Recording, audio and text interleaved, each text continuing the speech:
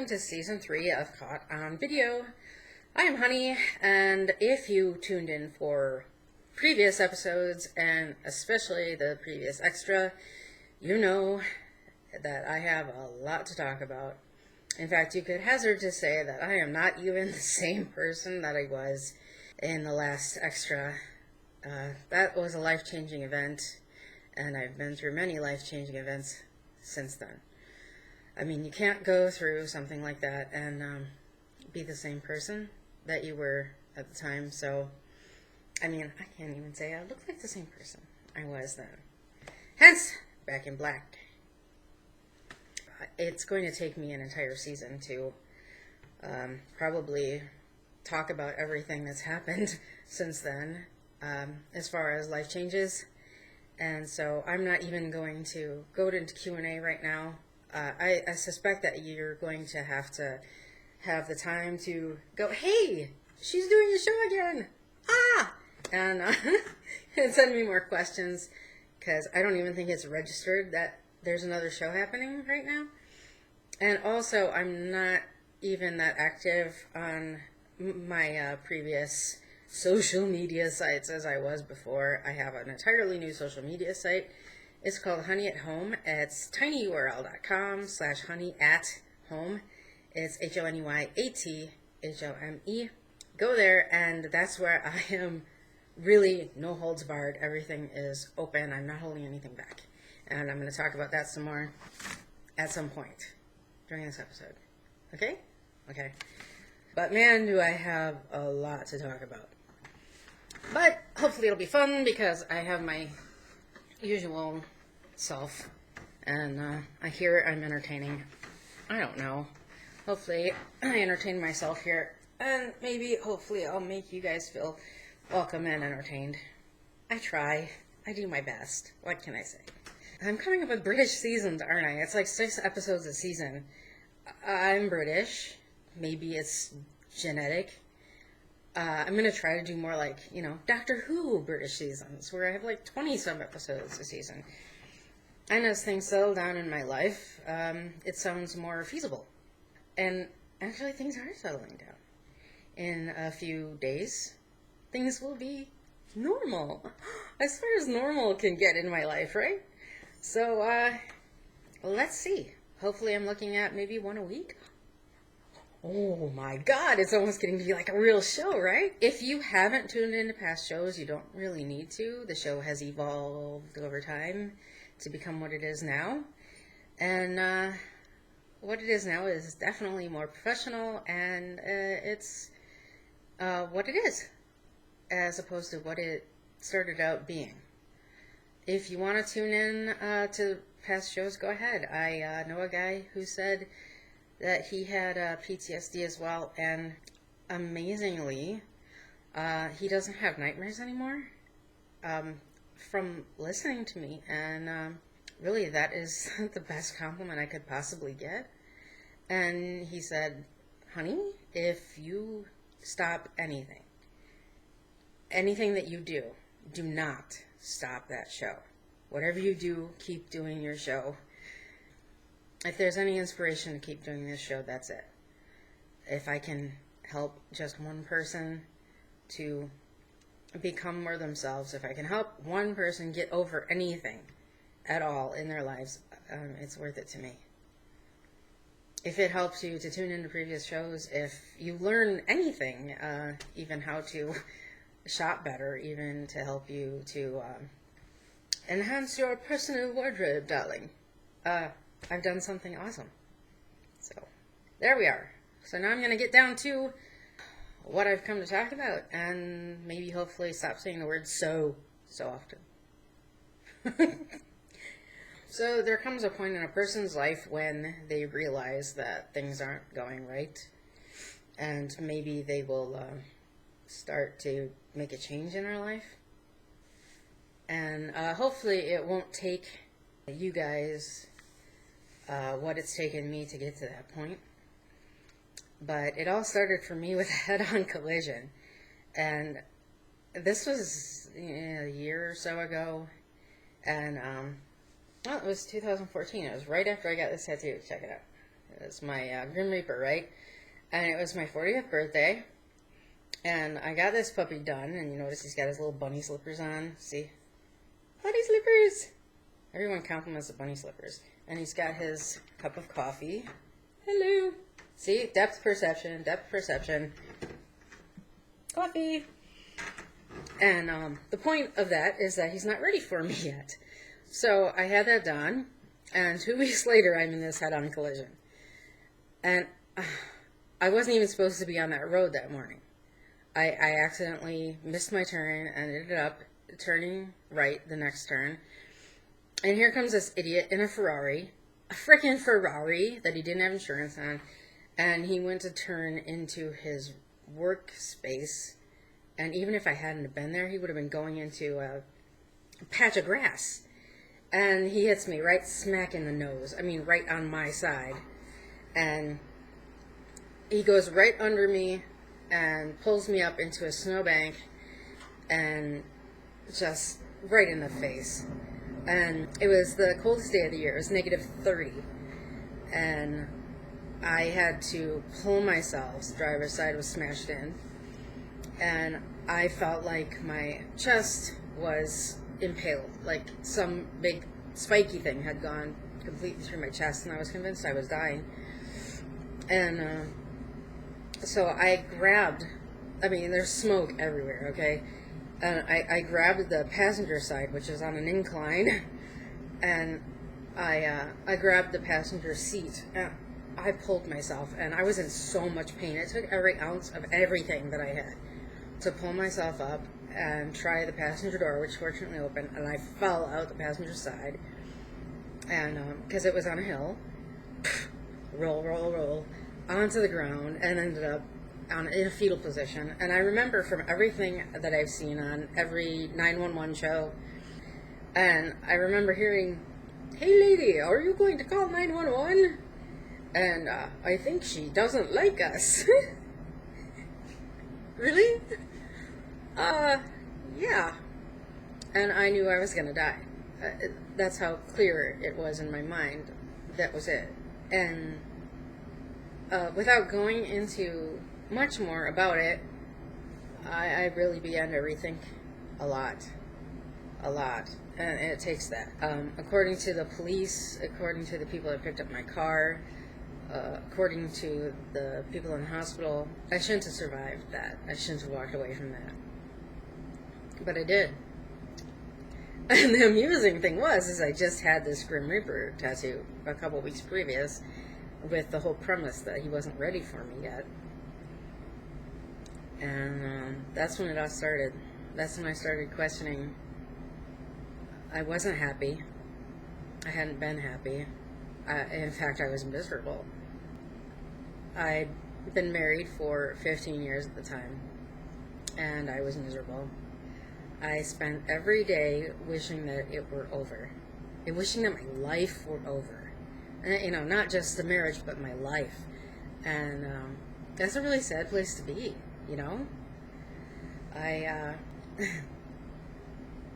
And please don't think that I had things figured out. I didn't. I don't give advice. I don't. All I can do is tell you what I've been through.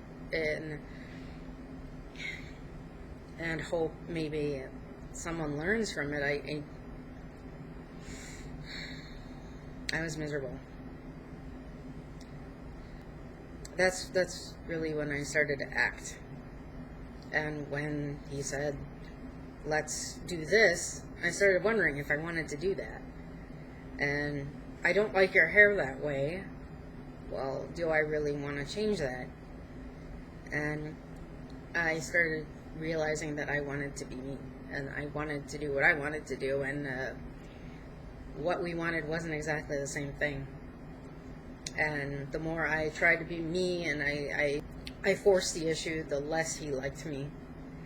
And the more we realized that it wasn't working. And so we separated. There. I mean, a bit pedantic, but I had to go through all that to get there. And I guess what I'll say about that is, during that time that I wasn't happy, I came to the conclusion that, and even the day we got married, I was not happy. But I really honestly believed that that was how it was supposed to be. That I wasn't going to get any better. Things were, with anyone else, it would still be the same way. And there was really no hope for anything better. And I know that so many people are in that spot right now. I know that. I hear it all the time. And I think that when you start making jokes about your spouse, that's probably a bad sign. I really believe that that was the way that it was supposed to be. That's the way things were. And so I took responsibility for my misery. I didn't ask him to change. I never once, because I'm an individualist, and that's the way he is.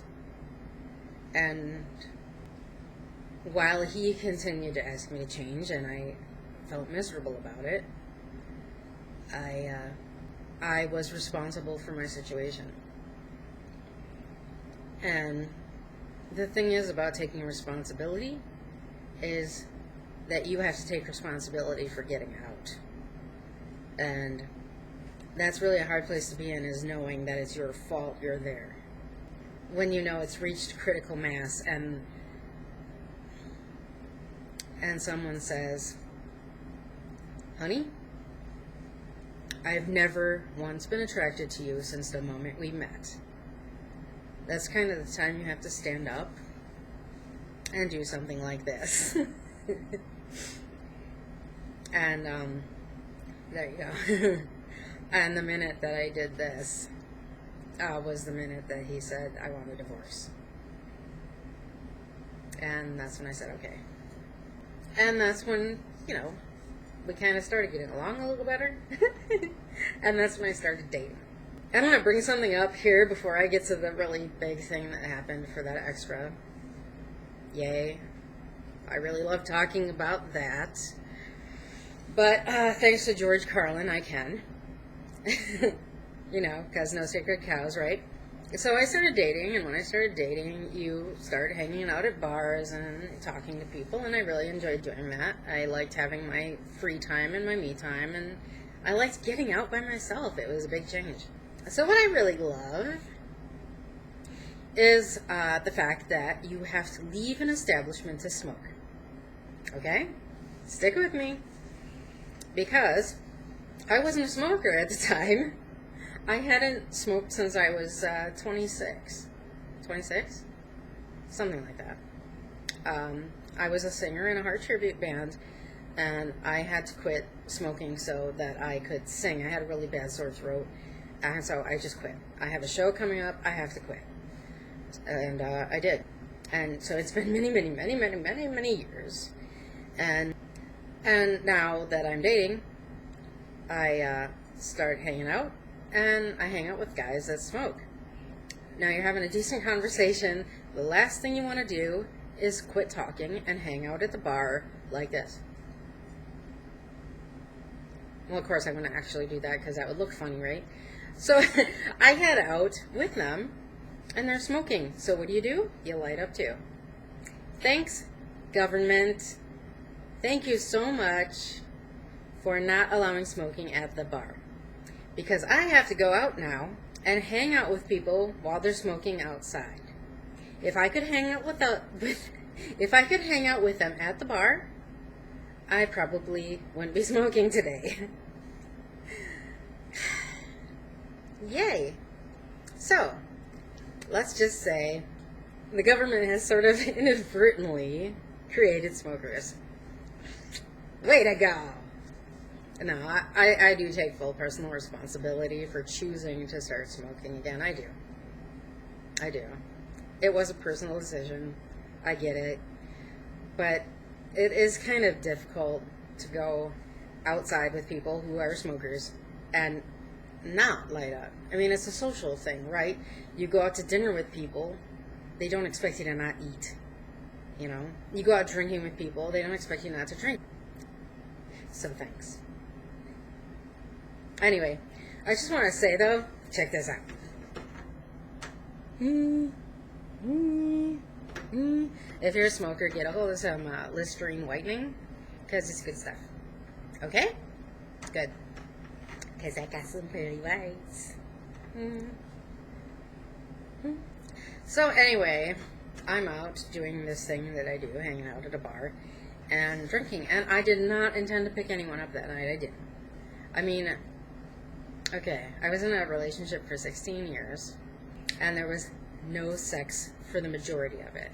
And I realized that a lot of people who've been following me since I started many years ago might find that difficult to believe, but it's true. I'm the most loyal person on the face of the planet. Okay? So when you are loyal for the better part of a decade, believe me, when you get out of that relationship, it's like, woohoo! Kid in a candy store. Yeah. So you're gonna go out and relive your teenage years. Which, yeah, I did. And it was fun. I am not taking it back.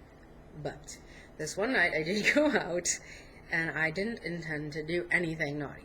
I really was just taking myself out for a drink. And afterwards, everyone left the bar. I was not quite sober yet, so I went to hang out with some guys that were over by the hotel section of the bar. And that's how the extra was created. Because the one guy said, you're a little too drunk to go home. How about I get you a room? ... The extra. Let's just say, for the sake of filling you, and I was raped, and I told you all about it at the moment, like right after it happened. Okay? Okay. So, I did what every rational person would do after being raped. Went on my show and I told people how I felt about it. Which was not guilty. Which was I recognized that it was the man's fault. And I didn't feel bad about it. I mean, yeah, it hurt. And yeah, I didn't like what happened, but I recognized that it wasn't my fault. And I didn't ask for it. And then I followed it up by doing the next thing any rational person would do. 2 weeks later, I went back to that exact spot. I sat my butt down on the same park bench, had myself the same 2 cigarettes, and I reclaimed that bitch. That's what I did. I faced it, head on. And I'm no longer afraid of that place. And I did that because it was my place. Mine. I'd been going there for a decade. And I wasn't going to let them take that away from me. Well, as you know, I'm honest to a fault. I always have been. I told my last lie when I was 17. And it still hits me in my gut. I still feel it. I mean, I told this lie to a guy who said, whenever you lie to someone, you can only do it once, because once they catch you, they will never ever trust you again. I lied to that guy. That guy. And he caught me. And he was a great guy. And I still regret it, so, yeah, I don't do it anymore. But now I don't just not lie. Now I am blatantly honest to the point where people don't know what to think about it. And when people whine to me about things, especially really vapid things, or things that I've already been through, that I've overcome, I have this one thing for them. It's a Russian saying, because there's a lot of daredevils over there, and this is my mantra. Don't be a pussy.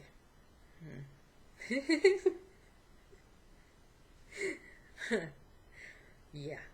I can't live any other way when I am in so much pain that I feel like my spine is being ripped out of my back. And I can't handle it anymore. That's what I tell myself. These experiences have changed my life, and they've changed me at the core. I may be a little darker. Really?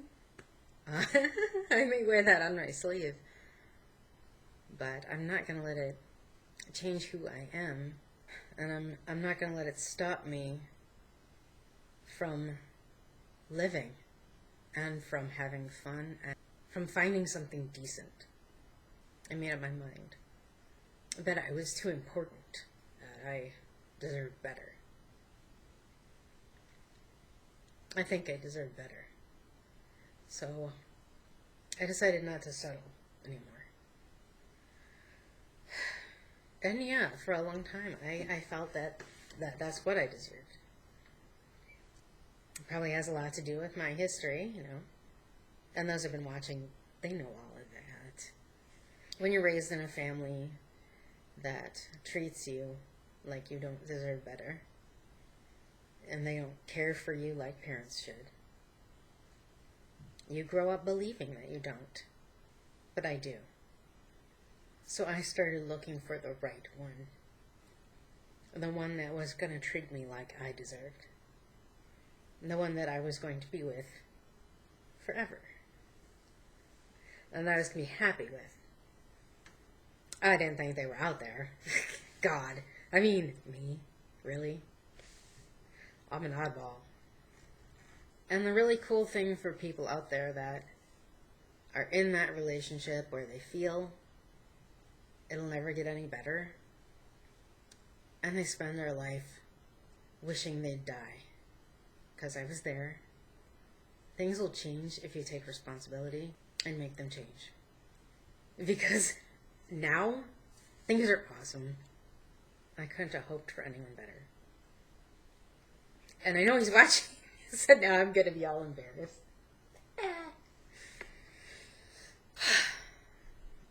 Anyway, you just saying. Okay. So there's that. There are actually healthy relationships with people that make you giggle and laugh and smile, and they're going to like everything about you. It does happen. You just got to get fed up and say, hey, this sucks. I want out. Take responsibility for the relationship you're in and concentrate on yourself changing. Because who knows, maybe, just maybe, the other person will realize why they were in love with you in the first place. Who knows? I don't know what your situation is. I can't even pretend to know. I'm not you. I haven't walked in your shoes. You haven't walked in my shoes. But if you're in that situation, it's possible. The only person that can make change is you. Just like the only person that can make change was me. I just know I'm happy. I'm happy. So, things are actually awesome now. I'm concentrating on music for the first time in a long time. Because when I was growing up, back in the olden days of old school metal, chicks weren't allowed to do metal. And that sucked because I had what it took to do metal. So I'm concentrating on that. Finally, I've got a bunch of lyrics in my queue over there. I've been writing like crazy because I've had a lot to write about. Really? And and my baby, he does music, and I write lyrics, and I sing like mad. I've been practicing and discovered that I can sing a lot better than I thought. Seriously. So we're putting our hearts and minds and creativity together to create something. And it's going to be great. Everything's looking up. Yay! Well, that's it, kids. If you want to know what's what, visit the new social media site at tinyurl.com/honeyathome, HONEYATHOME. And I said it's going to take a while to get everyone up to date on exactly what's going on, and it'll take a couple shows to do that. Again, tune in next week for perfumes, because we're going to get all frivolous and stupid. We gotta do that sometimes. Again, leave questions in the doodly-doo below or at my stupid social media site. And until next week, stay tuned for better know a genre, comedy music, tons of fun. See you next time.